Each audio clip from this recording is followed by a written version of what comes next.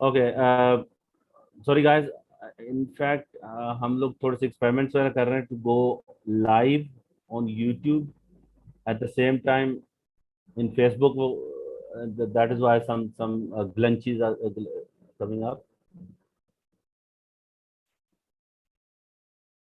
Now, the current I in the coil wire produces a magnetic field. The energy E stored in the magnetic field is given by E equals to current square into length. I think where L is a constant. So L is a constant, not length, a constant over 2.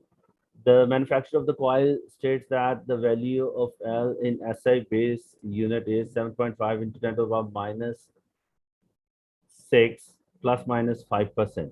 The current I in the coil is measured to be this much. The value L and I are used to calculate E. Determine the percentage uncertainty in E. Now, he's mixing all kinds of things for you. Okay, don't panic. As he's asking for the final answer to be in percentage uncertainty, not the definite or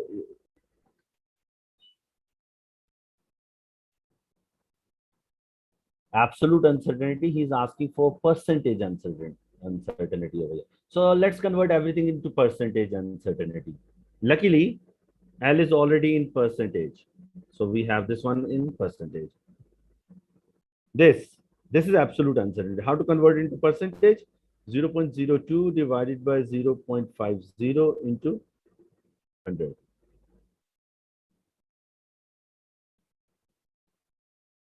4%.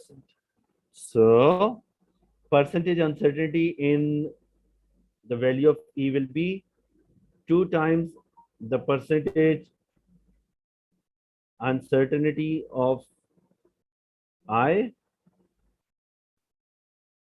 plus percentage uncertainty of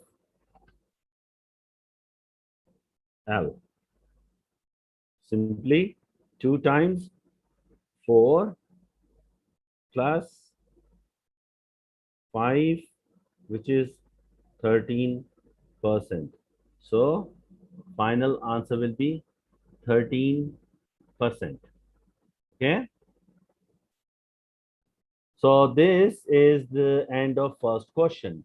Let's go to the next question. And first of all, whenever you see a question, the good thing is that you get a good look on every part and just make up your mind which topic this question belongs to. For example, this one is state what is meant by the center of gravity of a body.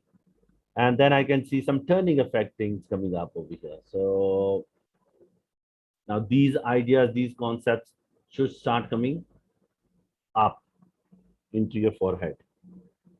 What is meant by center of gravity? First of all, you need to mention that it is a assumed point, considered point. It is a point on which the weight of an object appears to be acting. Okay? It is an assumed point on which all weight of an object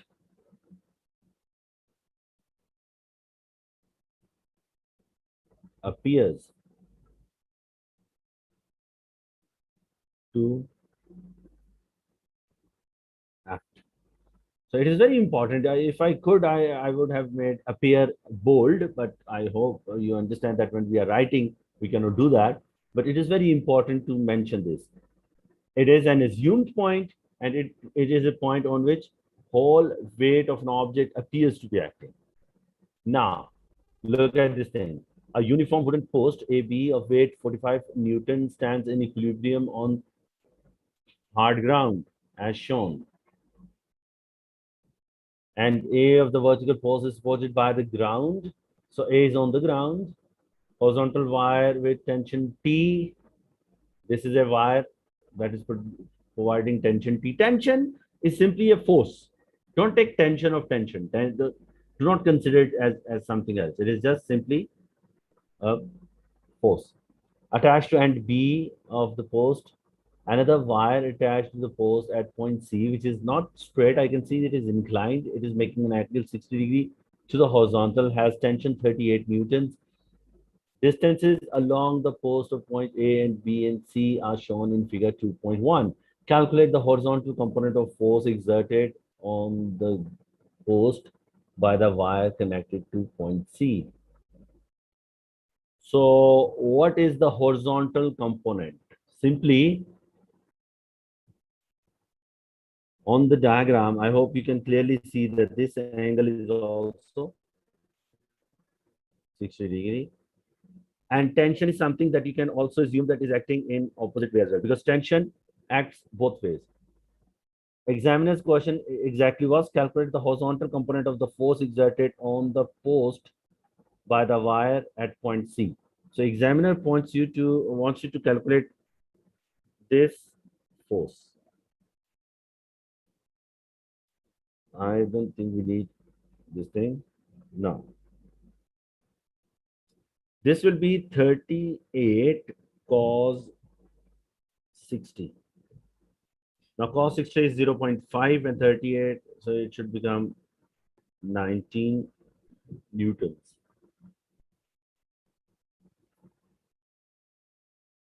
So 19 newtons.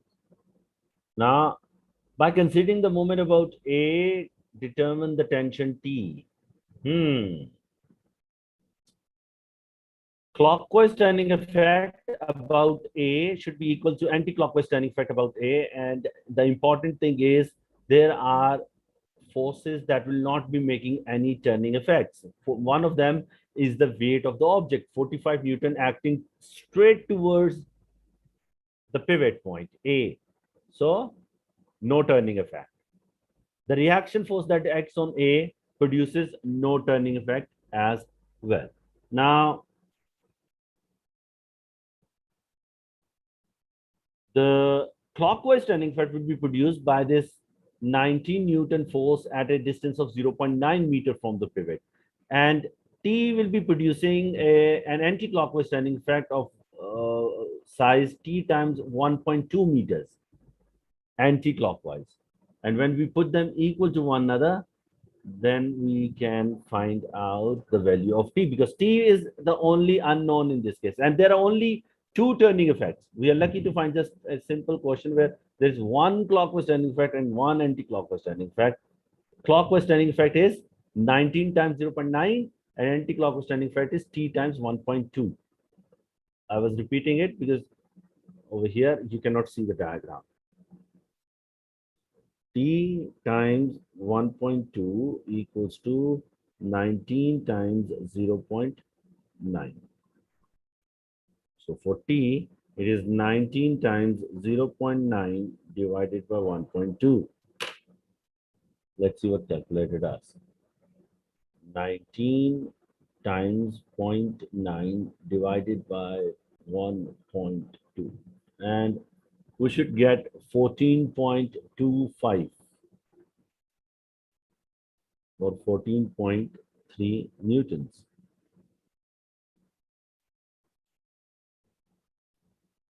Now, calculate the vertical component of force exerted on the post at point A. We have to find out the vertical component at A. Now, this is the force that examiner wants us to calculate. Remember, this force, like if it is in equilibrium, then total downward force should be equal to total upward force, and total rightward force should be equal to total leftward force, because if something is in equilibrium, there must be no net force acting on any point in the system, not on A. Like you take any other point as well, there should be no net force, no net turning effect for that point as well. Now, let's see how many downward forces are acting at this point. One is 45 Newton downward. Is there any other downward force? Apparently, it does not look like that. But when you look at this 38 Newton force, you will see that it will have a horizontal component as well as a vertical component that will be acting downwards. How much is that downward component? You would say it is 38 times sine 60. So I'm now going back, and remember there are two forces. One is 45 Newton, which is weight, which is acting at the center. That is also coming vertically downward. And the vertical component of this slanting force.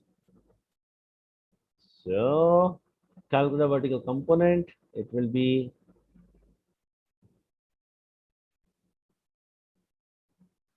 45, which is weight, plus 38 times sine 60. So let's bring the calculator again. 60 sine. I have a different weird kind of calculator, so I have to first write the angle and then press sine. You can use your own calculators to confirm. If I make any mistake, you can tell me.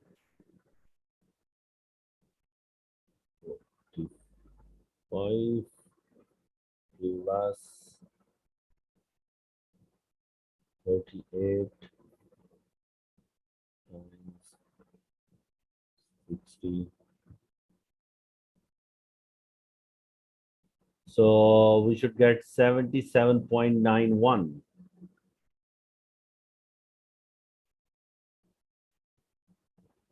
Remember, examiner wishes or prefers that you give answer in the same number of significant figures examiner is giving you the data in the question.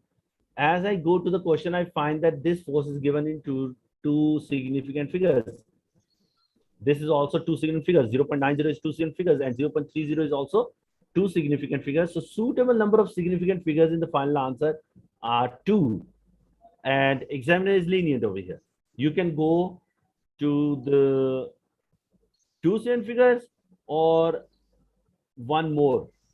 So examiner will accept 77.9 or 78, both with equal heart. Now, this is the end of the second question. Let's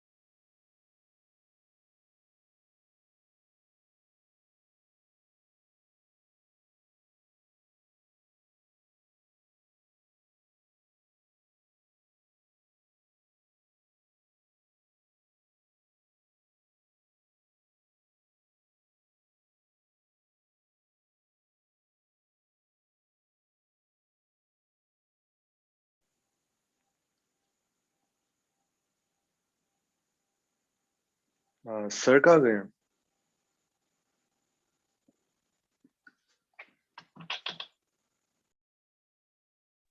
Yes, he lost connection.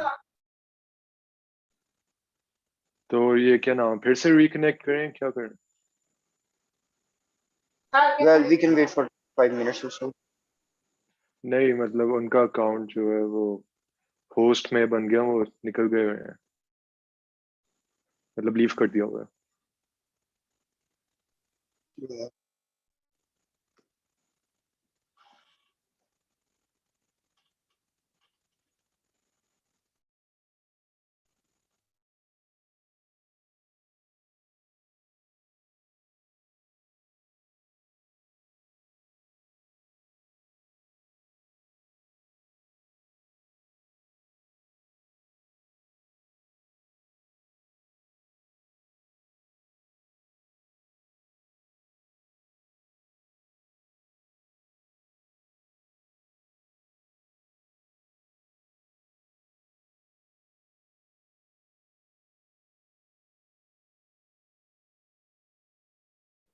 Okay, something happened, I think.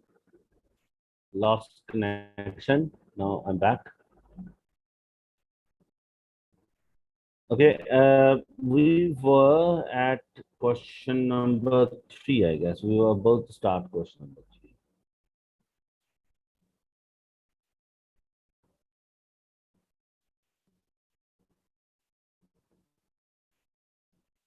3. I think the board is loading. Give it a second. And I have shared the paper with you guys, so you can open the paper as well.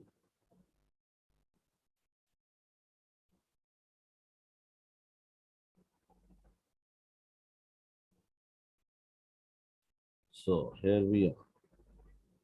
Paper is still loading. Next question is about the projectile motion.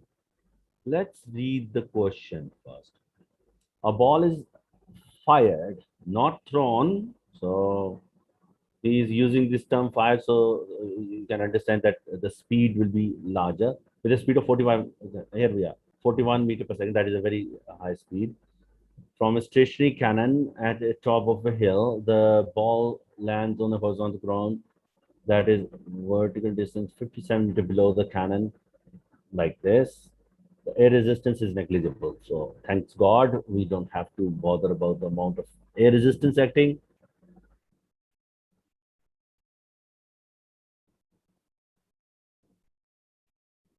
Now, calculate the horizontal distance of the ball. Okay, show that the time taken. Remember, the time taken only depends on the vertical height.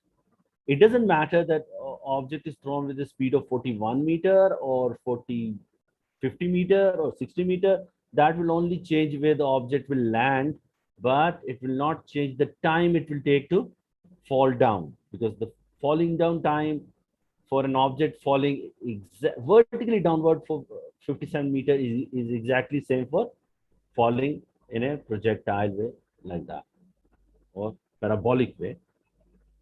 It's a better word to use. Now, how long does something take to fall 57 meters on Earth? If initial vertical speed is 0, acceleration is 9.81, distance fallen, height is actually the distance fallen, which is 57 meters, and we are looking for time. What formula should hold all this? It is distance equals to ut plus half at square. And as u is 0, the formula will only be height equals to half at square. T will be 2 times height divided by acceleration. He's giving everything in 2 significant figures, so I will use 9.8. Now, let's bring the calculator on. Here we go. 2 times 57 divided by 9.8 equals to this, and then square root 3.41.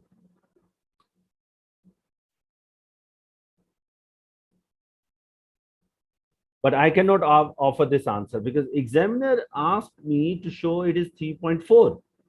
I cannot show 3.41. I will take one step and say 3.4 seconds. And then I can say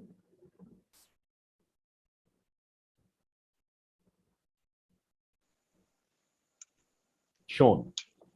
Okay, because he asked me to show, the command word was show, and I shown. Calculate the horizontal distance from the cannon point where the ball lands. Now he's asking for this distance. If this is where the cannon has fired, from here to here, this is the distance examiner wants me to calculate. Now, the important thing that you have to recall for this thing, the concept that you need to recall is that this distance is traveled with uniform speed. Uniform speed of how much? 41 meter per second, because there is no way for horizontal speed to increase or decrease.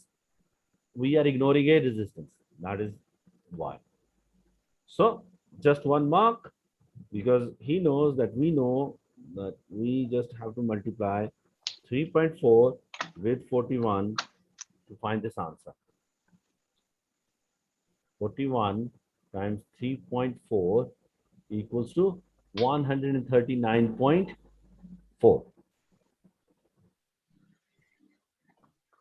But examiner likes when we give answer in two seven figures, so I give 140 meter. Determine the magnitude of the displacement of the ball from the cannon at the point where the ball lands on the ground. Now he is just checking our math, nothing else.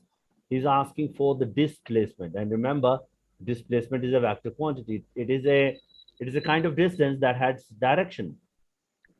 And he's asking us to find this distance. Let me use a different color so it is prominent. He's asking us to calculate this distance. It is more of a math than a physics question, because I can see it is a triangle with this side being 140 meter and this side being 57 meter. I just need to find the hypotenuse of a right angle triangle. Thanks to Pythagorean theorem, the displacement that he needs is square of 140 plus 57. Then S will be the square root of these two. Let's find out this one.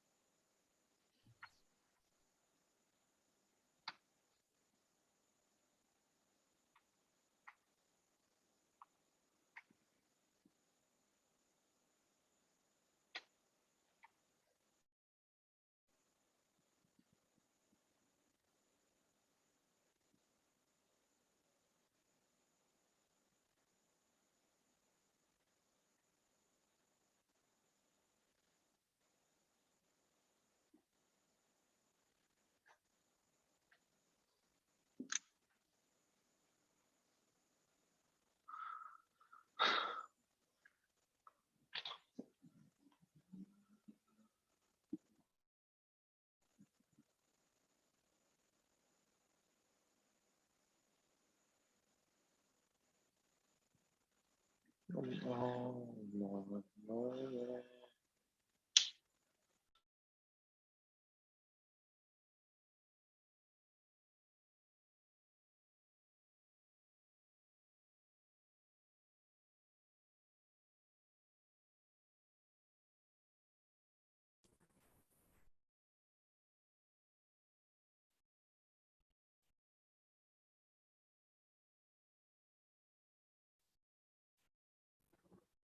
Okay. Some problems are coming for first day, like when we go live on YouTube and at the same time we are sharing screen. Some things don't agree with one another. They are causing some problems, but I think that will be fixed in the next class. Sorry for the interruption again and again. Bear with me on this one.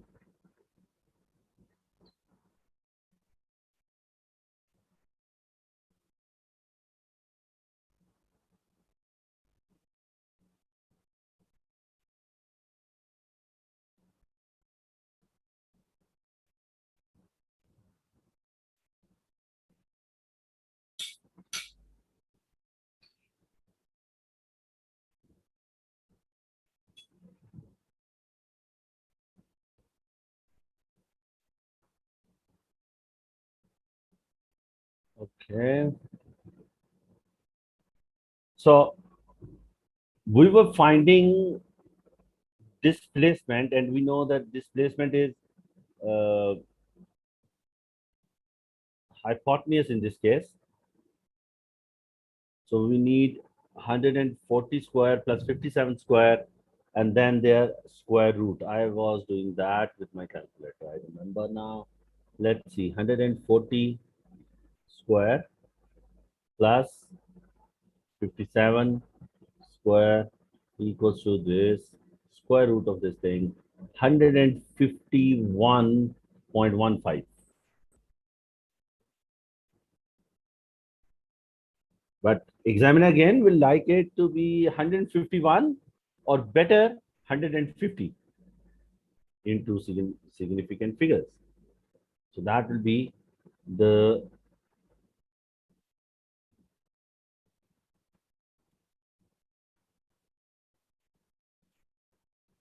displacement. Now, what else examiner has to offer in this question? This is a ball leaves the cannon at t equals to 0 on the figure. Sketch a graph to show the variation of the magnitude of v vertical component of the velocity of the ball with t equals to this to this. Okay, if a resistance is ignored, then it should not be a big problem, because we all know the object is accelerating at a constant rate. So velocity will be increasing at a constant rate of 9.8, or for simplicity, we can consider 10 meter per second square. So all you need to do is draw a graph of velocity increasing at a constant acceleration, like that. The cannon recoils horizontally with a speed of 0.340 meters per second.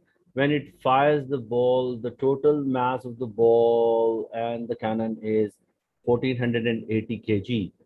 Assume that no external horizontal force acts on the ball cannon system. Determine the three different figures, the mass of the ball.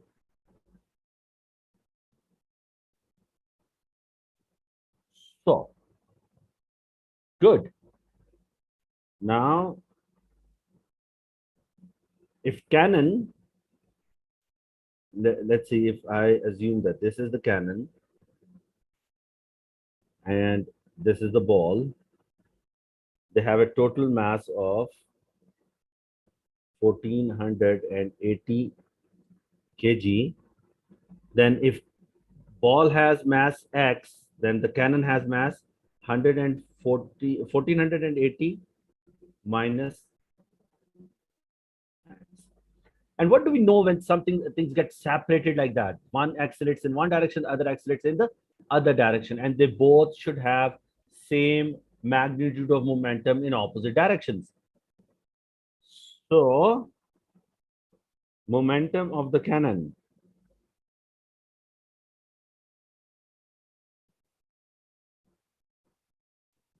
(1480 minus x into 0.340). Momentum of ball 41x, and I'm not going for the sign things over here, because I am not putting sum of these two equal to 0 over here. I'm just putting them equal to one another, so I don't need their signs. It will become 0.340 times 1480 minus x equals to 41x 41.340x equals to, what do we get if we multiply 1480 to 0.34?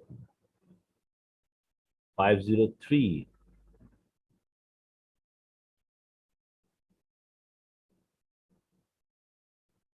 And then what will be happening if we divide this number with 41.340?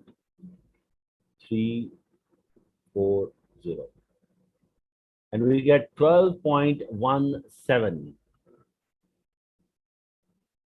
12.17, and examiner will prefer if you write x equals to 12.2. Why we cannot go for two significant figures in this case? Answer is, look at the examiner's trick in this part. How many significant figures do you see over here? How many significant figures do you see over here? You will find that the examiner has changed his pattern of two significant figures, and he has come with three significant figures. So if you offer now answer as 12 meters or 12 kgs, you will definitely lose a mark. So this is tricky. You cannot just remember that I always give answer in two significant figures. No, it depends on the data. Again, the cannon now fires a ball of smaller mass. Assume that the air resistance is in the still negligible state, and explain the change, if any, in the graph due to decreased mass of the ball. Now, we need to know what will stay the same. The acceleration. Object will have the same acceleration, and it will have same change of velocity. Obviously, object will have more horizontal velocity. There is a possibility that, as I told you in the beginning of the question, that object will take the same time. If you throw it with lesser velocity, it will fall like this. And if you throw it with more velocity, it might go like this. But if these three objects are fired at the same time, they will all touch the ground at the same time. That means same final vertical velocity, same time or to fall down, and same acceleration. So technically, if we are making the speed time graph again for a smaller mass, we should not expect any change in the graph.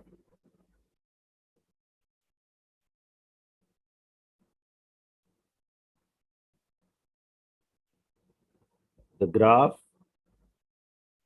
will be same as time to reach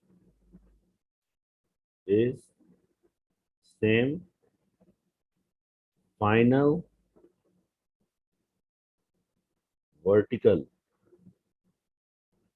velocity is same, and acceleration as it is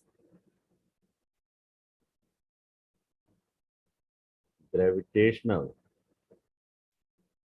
acceleration is same. So the graph should be exactly same, unchanged. Now, question number 4, state Hooke's law. What's Hooke's law?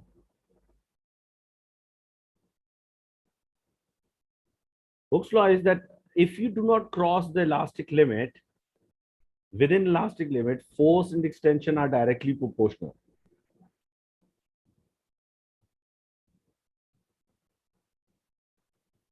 Deforming force is directly proportional to deformation caused or extension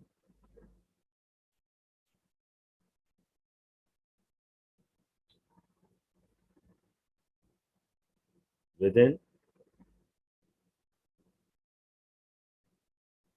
elastic. Remember, this only happens if an object is within the elastic limit or limit of proportionality. Now, spring is fixed at one end. A compressive force F is applied to the other end. The variation of the force and the compression is plotted over here. State that elastic pressure energy of the spring is this. Show that is 0.64. What feature of this graph? This is a force extension graph or force compression, same thing. Remember, for this graph, this is just for your knowledge that the gradient will get you the spring constant and area under the graph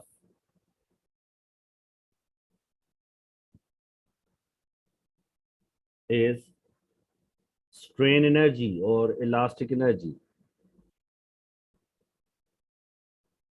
Now, show that the elastic potential energy is 0.64. Actually, what you have to do is just find the area. So area under the graph, which is like this area, it is 1/2 times 16 into 10 to the power minus 2. Remember the standard units because you are looking for an answer in joule and you cannot use centimeters over there. And times 8. You should be 8 multiplied by 8 into 10 to the power minus 2, which is 0.64 joule. Hence shown. Now, this is a situation. This is a fixed block. This is the spring, compressed spring to a car. Spring will throw it off. It will go and it will move along the circle and then it will go straight again. The spring is initially given a compression of 16 centimeters. The car of mass 0.076 kg is held against the one end of the compressed spring is released.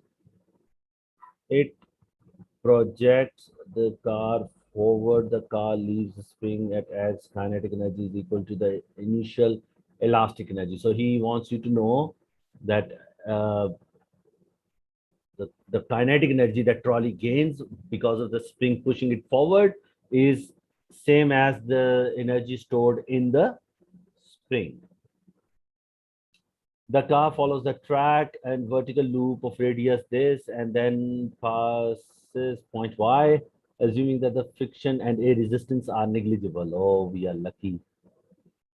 We're lucky when examiner says that. It makes things easy. The speed of the car at X. Now, we know, first of all, we have to check whether spring is compressed for 16 centimeters. I think I read that. Yes, it is. So this is a very important part, that spring is compressed for 16 centimeters. It means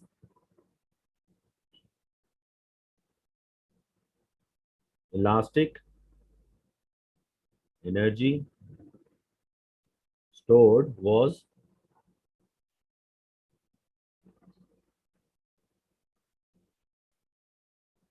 0.64 joule. Kinetic energy initially. 0.64 joule. Now we know kinetic energy is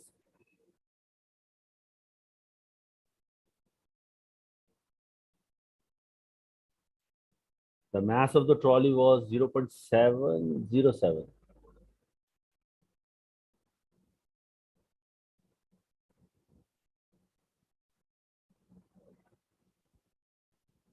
Zero point 0.076. So it will be 1 by 2 into 0.076 into V square equals 0.64. So V will be, I need a calculator. V will be 0.64 multiplied by 0.076. Oops, I made a mistake because it will go on the other side and it will divide. Divide, just 1 second, it is 0.64 divided by 0.076 multiplied by 2, and that is V square, and we need to find the square root of this thing. It becomes 4.10. 4.10. He's giving us all the data in 3 significant figures, 2 significant figures, 2, 2, 2, 2. So that means we need final answer in 2 significant figures. And it can go to 3 as well. So no problem, but I will go for 2, 4.1 meters per second. Okay? Anybody confused? No, sir. Good. Good. Let's go forward. The kinetic energy of the car when it is at the top of the loop. Listen, when object goes to the top of the loop, it obviously will not have the same kinetic energy as it had over here. Why? Because some of that kinetic energy will start converting into gravitational potential energy as the object is going up. And when it goes over here, the gravitational energy will be maximum and kinetic energy will not be zero, but it will definitely be less than over here, or actually it will be the minimum in the whole going of the trolley. This is the point where object will have minimum kinetic energy, and this is where examiner is asking us to find kinetic energy of the car. Okay, so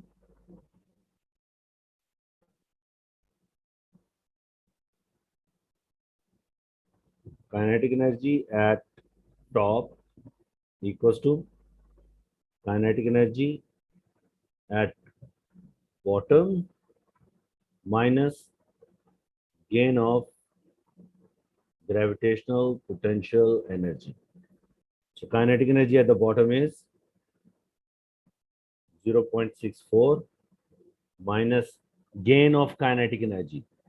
Oh, sorry, gravitational potential energy. It will be 0.076 multiplied by 9.8 multiplied by how high did it go? It was 0.12 plus 0.12, 0.24. Okay. Now, what we need to do is just find out this whole thing.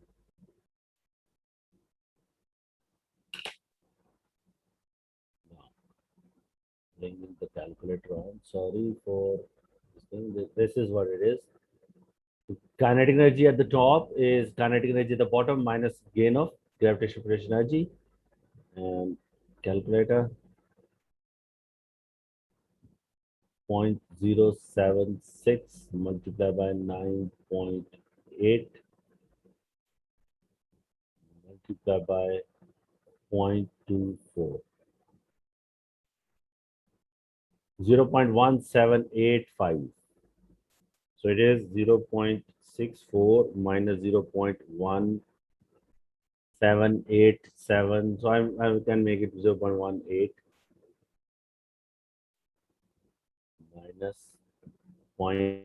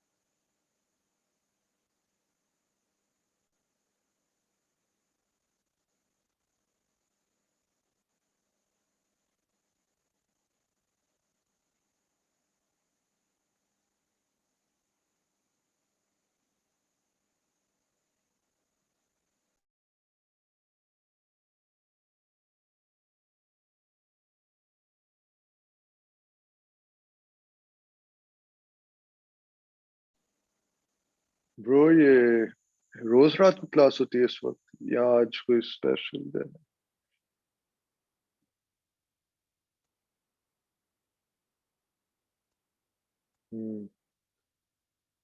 Interesting